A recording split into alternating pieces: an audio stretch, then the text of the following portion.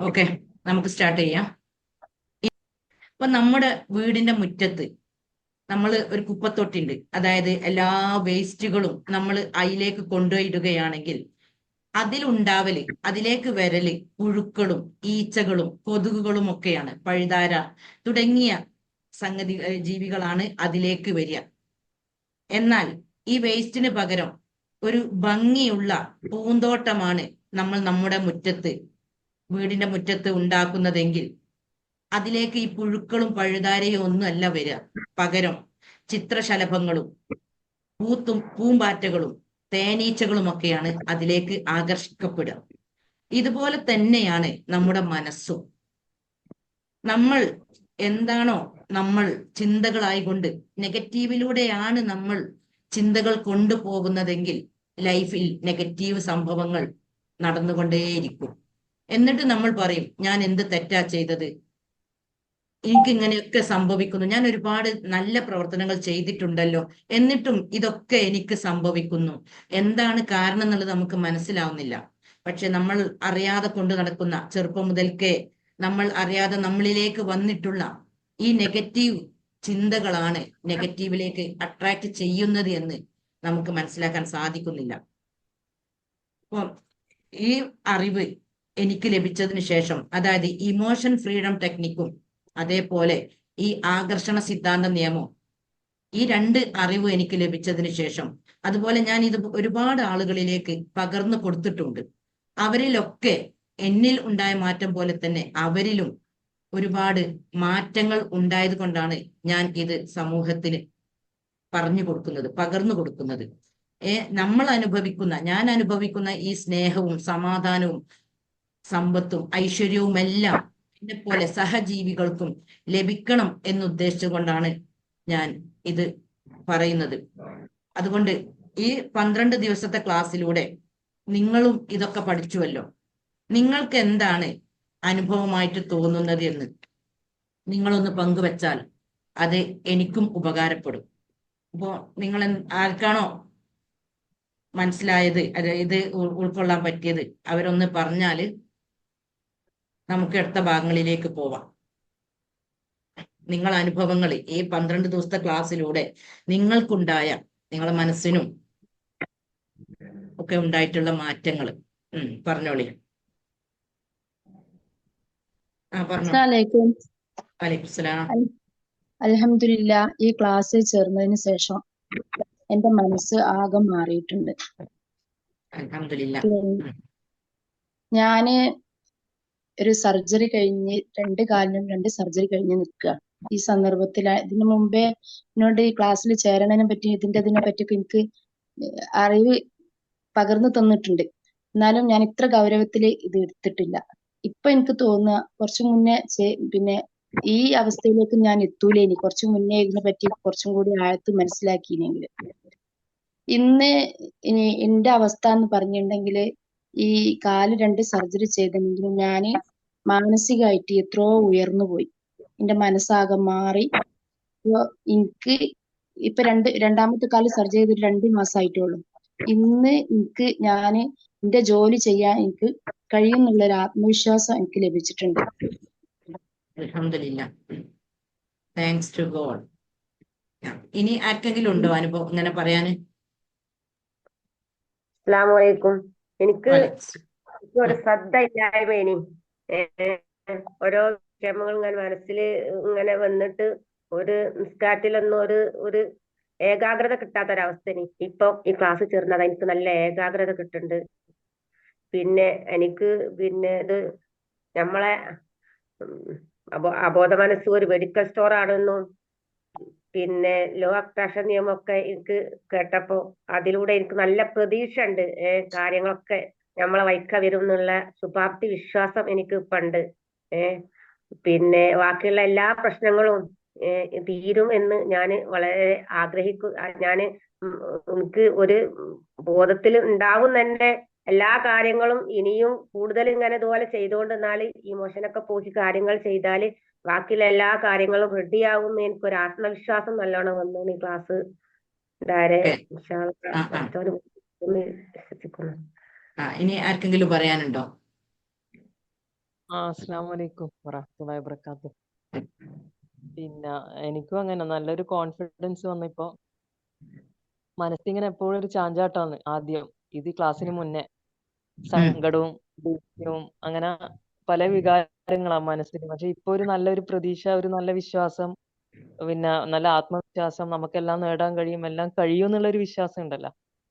ഒരു positive energy, ഒരു കാര്യത്തോട് നമുക്കെല്ലാം ഒരു പോസിറ്റീവ്, ഒരു മുഖത്ത് ഒരു നല്ല പുഞ്ചിരി, എന്താ പറയാ, എപ്പോ ഒരു നല്ല സന്തോഷം. അൽഹംദുലില്ലാ, അല്ലാഹുക്ക് സ്തുതി. ഈ ക്ലാസ്സിൽ എത്തിപ്പെട്ടത് തന്നെ ആ, അൽഹംദുലില്ലാ. ഈ സന്തോഷം നല്ല ഉണ്ടാകുമ്പോൾ നമ്മൾ സന്തോഷത്തിലേക്ക് അട്രാക്ട് ചെയ്യപ്പെടും.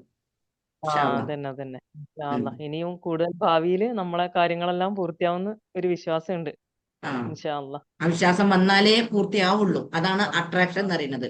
അതാണ് ആകർഷണ സിദ്ധാന്ത നിയമം എന്ന് പറയുന്നത്. അതെ ഇനി ആരാ അൽഹംദുലില്ലാ. പറയാനുള്ളത്? അസ്സലാമു അലൈക്കും. വലൈക്കും പിന്നെ സലാം വറഹ്മത്തുള്ളാഹ്. ചിന്തകളാണ് എല്ലാ പ്രശ്നത്തിനും കാരണം. ആ, നമ്മൾ രോഗത്തെ പറ്റി ചിന്തിച്ചുകൊണ്ടിരിക്കൊണ്ടാണ് രോഗം വരുന്നത് മനസ്സിലായി. നിങ്ങൾ നേരിടുന്ന പ്രശ്നം എന്തേലും, നിങ്ങളെ രോഗം എന്തേന്നോട് പറഞ്ഞാല് മനസ്സിലാവുമല്ലോ. ഇത് ആദ്യം പ്രമേയ രോഗിയായിരുന്നു. ആ, പ്രമേയം പിന്നെ മാറി. പിന്നെ ഇപ്പൊ കിഡ്നി പ്രശ്നമാണ്. ഉം, ഉം. ആ ക്രിയാറ്റിൻ കൂടിക്കൊണ്ട് വരികയാണ്. ആ, അപ്പൊ ഇപ്പൊ ദിവസം മെഡിറ്റേഷൻ ചെയ്യുന്നതുകൊണ്ട് ഉം. കുറച്ച് ചിന്തകളൊക്കെ മാറി തുടങ്ങിയിരുന്നു. ആ, ഇനി ചിന്തകളെ മാറ്റി ആരോഗ്യം തിരിച്ചു പിടിക്കണം. പോസിറ്റീവായിട്ട് വരുന്നുണ്ട്. ഇപ്പൊ ആ, അപ്പൊ നെവർ ശരിയാവും. മൈൻഡ് ആക്കാൻ തുടങ്ങി. യെസ് ഓക്കെ പറഞ്ഞ് ആ, ആ, നടത്തി വെക്കാൻ തുടങ്ങി. അപ്പൊ ഇങ്ങനെ പ്രതീക്ഷ ഇങ്ങനെ വരുന്നുണ്ട്. ഉം. അപ്പൊ നല്ല പ്രതീക്ഷയിലും നല്ല സന്തോഷം മനസ്സിൽ കീപ്പ് ചെയ്യാം. ആ. സന്തോഷം ഉണ്ടെങ്കിലേ നമ്മൾ സന്തോഷത്തിലേക്ക് എത്തുള്ളൂ. അതാണ് ഈ ആകർഷണ സിദ്ധാന്തം നമ്മളെ പഠിപ്പിക്കുന്നത്. നമ്മളെ മനസ്സിൽ എന്താണോ ഉള്ളത് അതിലേക്ക് എന്ത് ചിന്തകളാണോ നമ്മൾ കൊണ്ടു നടക്കുന്നത്. അതുകൊണ്ടാണ് നമ്മള് ചിന്തകൾക്ക് വളരെ പ്രാധാന്യം 3 വേദഗ്രന്ഥത്തിലും മഹാന്മാരും ഒക്കെ നമ്മളോട് പറഞ്ഞത്. നമുക്ക് എന്ത് വേണോ അത് ഈ ഭൂമിയിൽ തന്നെ നമുക്ക് സൃഷ്ടിക്കാൻ കഴിയും. വേറൊരു കാര്യം കൂടിയുണ്ട്. വേറൊരു ആ, കാര്യം എന്താന്ന് വെച്ചാല് പിന്നെ എനിക്ക് ആദ്യമൊക്കെ ചില കാര്യങ്ങളൊക്കെ കേൾക്കുമ്പോൾ പെട്ടെന്ന് ദേഷ്യം വരികയാണ്. ആ, ദേഷ്യം വരികയെന്ന് വെച്ചാല് ഞാനിത് ആ ദേഷ്യം എന്റെ മനസ്സിലേക്ക് വെക്കും, ആരും പ്രകടിപ്പിക്കൊന്നുമില്ല. പക്ഷെ ആ, എനിക്ക് എപ്പോഴും ആ ദേഷ്യം എന്റെ മനസ്സിലേക്ക് ഇങ്ങനെ ഉണ്ടാവും. ഞാന് മക്കൾക്കോ ആർക്കും ഒന്നും കിട്ടിയിട്ടൊന്നും ഉണ്ടാവില്ല, പക്ഷെ എന്റെ മനസ്സിൽ ആ ദേഷ്യം ഉണ്ടാവും. ഉം, എന്തെങ്കിലും വേണ്ടാത്തൊക്കെ കാണുമ്പോഴേ മക്കളുടെ ഇടയിൽ.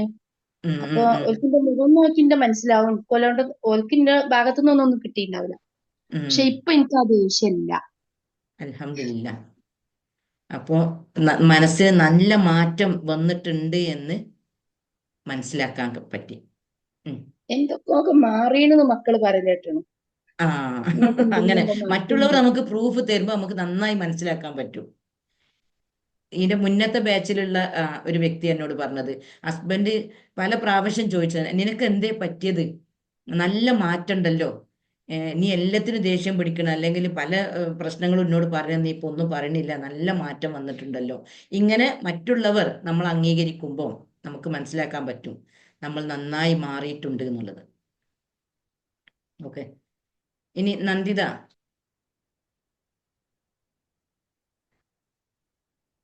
എന്റെ ഹലോ. മോള് എന്നോട് പറഞ്ഞു എനിക്ക് ഇപ്പൊ കുറച്ച് സൗന്ദര്യമൊക്കെ കൂടിയല്ലോ. ഏ എന്റെ മോളെ ആ, കുറച്ച് ദിവസം അവിടെ നാദാപുരത്തുനിന്ന് വന്നപ്പോ എന്നോട് പറഞ്ഞു, ഫോൺ ചെയ്ത അമ്മച്ചിക്ക് നല്ല സൗന്ദര്യം കൂടിയാണ് ഇപ്പൊ സൗന്ദര്യം കൂടിയെന്ന്. കൂടിയത്. ആ, നമ്മളെ മനസ്സിന് സന്തോഷം ഉണ്ടാവുമ്പോ അത് മുഖത്ത് കാണും. മനസ്സിന് സന്തോഷമാണ് ഏറ്റവും പ്രാധാന്യം. അതുകൊണ്ടാണല്ലോ നമ്മുടെ മനസ്സിന്റെ സ്ഥായിയായ ഭാവം സന്തോഷമാണ്. നമ്മൾ സന്തോഷത്തിലേക്ക് എത്തണം. പക്ഷെ ഈ സന്തോഷത്തിലേക്ക് എത്താനാണ് ഇന്ന് ഒരാൾക്കും കഴിയാത്തത്. ഒരുപാട് ചിന്തകളും പല പ്രശ്നങ്ങളും കാരണം ഉള്ളവനും ഇല്ലാത്തവനും ഇന്ന് ഒരേ അവസ്ഥയിലാണ് പോണത്. സമ്പത്തുള്ളവൻ വിചാരിക്കും സമ്പത്താണ് എൻ്റെ ഏറ്റവും വലിയ പ്രശ്നം, സമ്പത്തില്ലാത്തവൻ വിചാരിക്കും സമ്പത്തില്ലാത്തതാണ് ഞാൻ നേരിടുന്ന പ്രശ്നം എന്ന്. അപ്പോൾ ഇങ്ങനെ അക്കരപ്പച്ചന്റെ മാതിരിയാണ്, പരസ്പരം അങ്ങോട്ടും ഇങ്ങോട്ടും ചിന്തകൾ കൊടുത്തുകൊണ്ട് നമ്മളെ ഉള്ളിൽ സന്തോഷം സൃഷ്ടിക്കാൻ നമുക്ക് സാധിക്കുന്നില്ല. അതാണ് എല്ലാത്തിൻ്റെയും കാരണം. ഇനി നന്ദിതക്ക് പറയാനുണ്ടോ? ഇത് തന്നെ എന്റെ മനസ്സാകെ മാറി. ഞാനും വളരെ സങ്കടത്തിലായിരുന്നു. പിന്നെ എനിക്കും അസുഖങ്ങൾ കുറെ ഉണ്ടെന്ന് അറിയാലോ. തൈറോയിഡ് ഉണ്ട്, ആസ്മയുണ്ട്, പിന്നെ ഉം, ഇപ്പം ന്യൂറോളജിസ്റ്റ് മിനിയേഴ്സ് കണ്ടുപിടിച്ചിട്ടുണ്ട്. ചെറിയ ഡിപ്രഷൻ പോലെയുണ്ട്, ഉം, ശ്രദ്ധക്കുറവുണ്ടായിരുന്നു.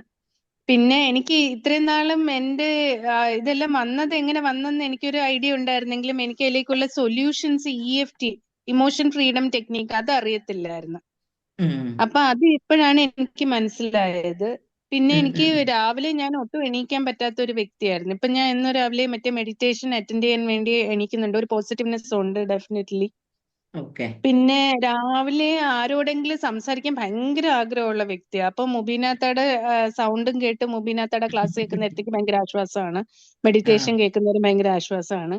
കോൺഫിഡൻസ് ഉണ്ട്, ഭാവിയിലേക്ക് പ്രതീക്ഷയുണ്ട്. ലോ ഓഫ് അട്രാക്ഷൻ ശരിക്കും മനസ്സിലായത് മുബീനാത്തയുടെ ക്ലാസ് കേട്ടതിന് ശേഷമാണ് എനിക്ക് മനസ്സിലായത്. അതിന് മുന്നേ എനിക്ക് ലോ ഓഫ് അട്രാക്ഷനെ പറ്റി ഭയങ്കര കൺഫ്യൂഷൻ ആയിരുന്നു. പിന്നെ ഏറ്റവും വലിയ അറിവെന്ന് പറയുന്നത് നമ്മുടെ ശത്രുക്കളുടെ കൂടെ നമ്മൾ എങ്ങനെയെങ്കിലും പുറത്തു കൊടുക്കണം. പിന്നെ അവരുടെ ഉയർച്ചയ്ക്ക് വേണ്ടി പ്രാർത്ഥിക്കണം എന്നുള്ളത്. അത് എനിക്ക് ഇപ്പോഴും അങ്ങോട്ട് സാധ്യമായിട്ടില്ല. എന്ന് വെച്ചാൽ സമയക്കുറവുണ്ട്. അപ്പൊ EFT ടെക്നീക്ക് നിരന്തരമായിട്ട് ചെയ്തിട്ട് വേണം ആ ലെവലിൽ ഇനി എത്താനുള്ളത്. അപ്പോഴേ നമ്മൾ പൂർണ്ണമാവുള്ളൂ. പൂർണ്ണമാവുള്ളൂ. നമുക്ക് ശത്രുതാ മനോഭാവം ഉണ്ടെങ്കിൽ നമ്മുടെ എനർജി എന്തായിട്ടില്ല, സംസ്കരിച്ചിട്ടില്ല. നമ്മളെ ബോഡിയിലോ അതേപോലെ ഡ്രസ്സിലോ ഒക്കെ അഴുക്കുകൾ വന്നിട്ടുണ്ടെങ്കിൽ നമ്മൾ എന്ത് ചെയ്യും? അത് കഴുകി വൃത്തിയാക്കും. അതിന് നമുക്ക് ഭയങ്കര ശുഷ്കാന്തിയാണ്, അല്ലേ? ചെളിയിട്ട് നമുക്ക് നടക്കാൻ ഇഷ്ടപ്പെടുന്നില്ലല്ലോ, ഉണ്ടോ? ഇല്ല. പക്ഷെ നമ്മൾ ഡ്രസ്സിൽ എന്തെങ്കിലും നമ്മുടെ എനർജിയിൽ ഇത്തരം വിഷങ്ങൾ അത് ഒഴിവാക്കാനാണ് നമുക്ക് പ്രയാസം. അതാണ് നമ്മൾ പക്ഷെ ആദ്യം ആരും നമ്മളുടെ കൂടെ പുറത്തു കൊടുക്കണോന്ന് ആരും പറയാറില്ലല്ലോ. ഇപ്പം തന്നെ ആരെങ്കിലും നമ്മളുടെ കൂടെ ഒരു തെറ്റ് കാണിച്ചാൽ അത് വാശിയായിട്ട് എടുത്തിട്ട് മുന്നേറാൻ ശ്രമിക്കണമെന്നല്ലേ ആൾക്കാർ പറഞ്ഞു തരല്ലോ. അപ്പൊ അതുകൊണ്ടാണ് നമ്മളെ സമാധാന അന്തരീക്ഷം നമ്മൾ തന്നെയാണ് തകർക്കുന്നത്. അപ്പൊ നമുക്ക് ഒരാളോട് ദേഷ്യമുണ്ടെങ്കിൽ, വെറുപ്പുണ്ടെങ്കിൽ അത് നമുക്ക് ഹെൽത്ത് ഇഷ്യൂസ് ആയിട്ട് വരും. പിന്നെ നമ്മൾ ഈ അട്രാക്ഷനിലൂടെ വെറുപ്പുകൾ കൂടി വരും എന്നല്ലാതെ നമുക്ക് ജീവിക്കാൻ തീരെ ഇഷ്ടമില്ലാത്തൊരു അവസ്ഥയിലേക്ക് നമ്മൾ എത്തും. ഇതൊക്കെയാണ് ഇതിന്റെ റിസൾട്ടുകൾ കിട്ടുന്നത്, ഇഷ്യൂസിന് കാരണം. കാരണം ഈ പേടിക്കുന്ന സമയത്ത് നമുക്ക് പേടി ഉള്ളിൽ ഫീൽ ചെയ്യുന്നുണ്ടെങ്കിൽ നമുക്ക് എന്ത് സംഭവിക്കും? രോഗപ്രതിരോധ ശേഷി കുറയും.